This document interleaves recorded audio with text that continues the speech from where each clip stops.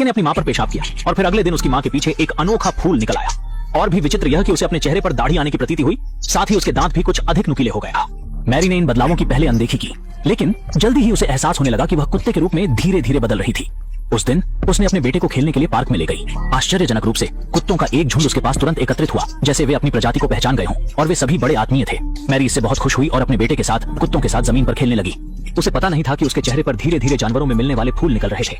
शाम को मैरी नहाने जा रही थी जब उसे अचानक अपनी पूंछ की हड्डी में दर्द महसूस होने लगा। कपड़े उतारने पर उसने देखा कि उसकी पूंछ की हड्डी पर एक 10 सेंटीमीटर का पुतला उग आया था, जिसे छूने पर बहुत दर्द हो रहा था और वह इतनी घबरा गई कि उसने तुरंत एक सुई निकाली और उसे गर्म करके कीटाणु रहित किया। और जैसे ही उसने पुतला छेदा, उससे अचानक एक लंबा टुकड़ा फूल का बाहर निकल आया। तथापि इस घटना के बाद मैरी की गंध की भावना अत्यंत संवेदनशील हो गई और सामान्य से कहीं अधिक तीव्र हो गई। वह पनीर बिस्किट में मौजूद 18 तत्वों की तुरंत पहचान कर सकता था। उसी क्षण मैरी को यह जानकर हैरानी हुई कि वह धीरे धीरे एक सूंघने वाले कुत्ते में परिवर्तित हो रही है। रात में भौंकने की ध्वनि से जागी मैरी ने देखा कि पड़ोसी कुत्ते उसे खोजने आए थे। मैरी ने समझा शायद कुत्ते खेलने आए होंगे, लेकिन उसने तुरंत कुछ अजीब महसूस किया। प्रारंभ में मैरी ने सोचा कि गत रात्रि की घटना मात्र एक स्वप्न थी, परंतु अगली सुबह उसके पुत्र ने मरी चूही को लाकर दिखाया और भयभीत हो उसने बेटे से फौरन चूही फेंक देने को कहा। उसके बाद उसने मृत छोटे प्राणियों को द्वार पर देखा। तब तक उसे एहसास हुआ कि कल जो हुआ था वह कोई सपना नहीं था। ये जानवर संभवतः वह और कुत्ते रात को शिकार के दौरान पकड़े थे। जानने के लिए कि यह सब क्या हो रहा है, मैरी तुरंत लाइब्रेरी गई और महिला से कुत्ते में बदलने वाली किताब मांगने लगी। लाइब्रेरियन यह सुनकर हक्का बक्का रह गई। हालांकि मैरी की गंभीरता देखकर उन्होंने उसे एक जादुई महिलाएं संबंधी किताब दी। घर पहुंचना घर शक्ति ने अध्ययन शुरू किया और पाया कि इस किताब में एक अद्भुत महिला का उल्लेख है।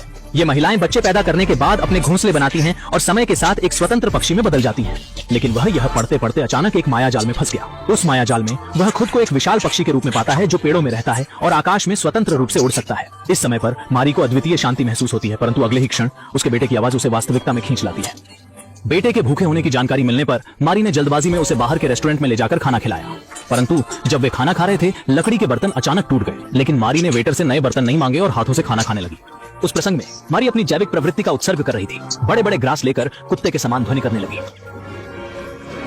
ऐसा लग रहा था कि मारी की जीवन शैली ही कुत्ते जैसे बनने लगी थी। जब उसने लोगों की अजीबोगरीब नजरों को महसूस किया, मारी ने अपने हाथ की हरकतें तुरंत रोक दी और टिश्यू से अपने चेहरे की गंदगी साफ करने लगी। उसी समय एक पुस्तकालय कर्मचारी अचानक आया और कुछ कहने लगा। बच्चों को ले जाइए, वे खेलना बहुत पसंद करते हैं, कहकर उसने मैरी के पुत्र के साथ खेला।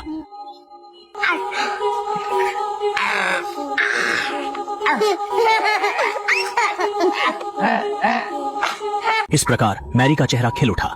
ऐसा लगा जैसे वह अपने प्रिय मित्र से मिली हो। वह अन्य व्यक्ति से वार्तालाप करना चाहती थी, किंतु वह जा चुकी थी। जिस वक्त वह घर पहुंची तब तक उसके पति नौकरी से लौट चुके थे। इसने उसे अपने घर में सुखद अनुभव दिया, इसलिए उसने स्नान करने का निर्णय लिया। पर उसने देखा कि उसके शरीर पर कुछ धब्बे हैं जो बिल्ली और कुत्ते के निशान की तरह थे। स्नान के पश्चात मैरी ने देखा कि उसका पति गंभीरता से बच्चे की ओर नहीं देख रहा था, बल्कि खेल में व्यस्त था और बच्चे को अनदेखा कर दिया था। इस क्षण मैरी का मन किया कि वह अपने पति पर चिल्लाए, लेकिन वास्तविकता में वह चुप रही। वह एक गृहिणी थी और परिवार की आमदनी उसके पति पर निर्भर थी। शाम को मैरी ने चुड़ैलों के बारे में एक पुस्तक पढ़ी और उसने बचपन में घटित एक घटना को याद किया। अली ने अचानक अपनी मां को घर से बाहर पाया और एक जानवर की तरह अंधेरे की ओर रेंगा। तभी मैरी ने फिर से बाहर से एक कुत्ते की भौंकती सुनी, इसलिए वह धीरे धीरे घर से बाहर चली गई। इस समय उसे लगा कि वह एक कुत्ते की तरह है, जमीन पर लेटी हुई घास की गंध सूंघती है और यहाँ तक कि कुत्ते की तरह गड्ढे में भागने लगी। निश्चित रूप से अगले सेकंड में वह पूरी तरह से एक कुत्ते में बदल गया और सड़क पर पागल हो गया। इस समय उसने आखिरकार एक अभूतपूर्व स्वतंत्रता महसूस की। अंत में उसने सड़क के किनारे एक छोटे खरगोश का शिकार किया। यह आधी रात तक नहीं था कि वह घर लौट आया और सोने की हिम्मत करने से पहले अपने शरीर पर सारी गंदगी धो ली। इस रात के मुठभेड़ के बाद मैरी का मूड बहुत खुश हो गया और जब वह बच्चों को देखती थी तो वह खुद को एक शरारती कुत्ते के रूप में भी मानती थी। तब तक मैरी को बच्चे की देखभाल करने का एक तरीका मिला जो उसके लिए उपयुक्त था। उसके बाद के दिनों में वह दिन के दौरान अपने बच्चे की देखभाल करती थी, रात में कुत्ते में बदल जाती थी और बाहर शिकार करने जाती थी। वह केवल अपनी तरह के लोगों के साथ आराम महसूस करती है। उस रात वह अन्य कुत्तों के साथ शिकार करने के लिए बाहर भाग गया और अचानक थोड़ी भूख लगी। अपने घर के दरवाजे पर बिल्ली के बच्चे को देखने के बाद वह एक शब्द कहे बिना उसके पास पहुंच गया। जब तक वह अगले दिन उठी तब तक मैरी को एहसास हुआ कि वह कुत्ते की वजह से परेशानी में हो सकती है। पीछे न हटते हुए उसकी करीबी मारने की तपिश उसे बिल्कुल भी पसीना बहाने नहीं देती।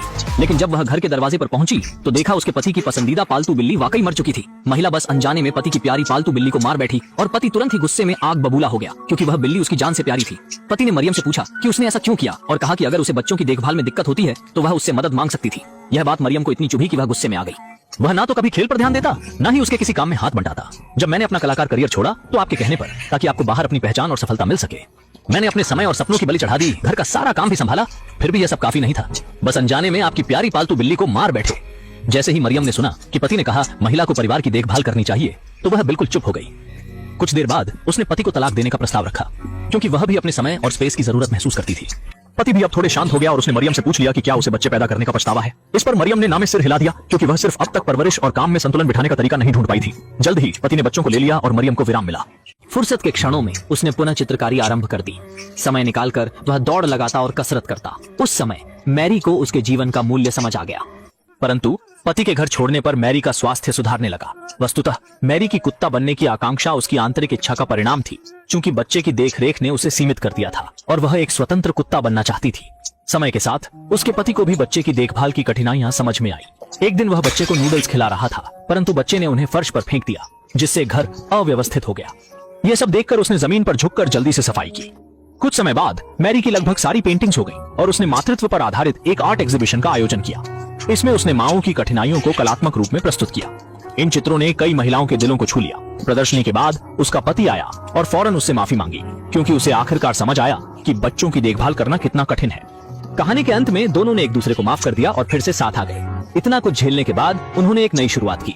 आखिरकार उन्हें परिवार और काम को संतुलित करने का एक तरीका मिला, क्योंकि बच्चों को लाना एक व्यक्ति का मामला नहीं है। उन्होंने एक साथ परिवार चलाने और बच्चों को लाने का फैसला किया। यह वीडियो हमें बताती है कि तेज तर्रार जीवन में बच्चे की परवरिश करना वास्तव में एक बड़ी चुनौती है। दंपति को एकजुट होना चाहिए और बच्चे की देखभाल की राह पर आंतरिक संघर्ष से बचना चाहिए। जब तक पति और पत्नी जिम्मेदारी साझा करने के लिए हाथ मिलाते हैं, तब तक मातृभूमि के फूल खिल सकते हैं।